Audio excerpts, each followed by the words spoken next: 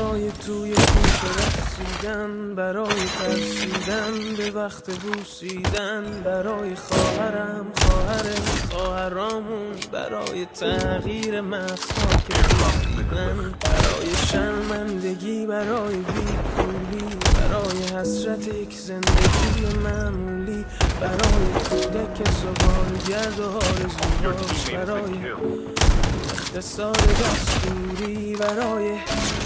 این هوای آلوده، برای ولیعصر و درختای فرسوده، برای پیروز و احتمال انقراضش، برای سگهای بیگناه ممنوعه، برای گریه های بیوقفه، برای تصویر تکرار این لحظه، برای چهره ای که میخنده، برای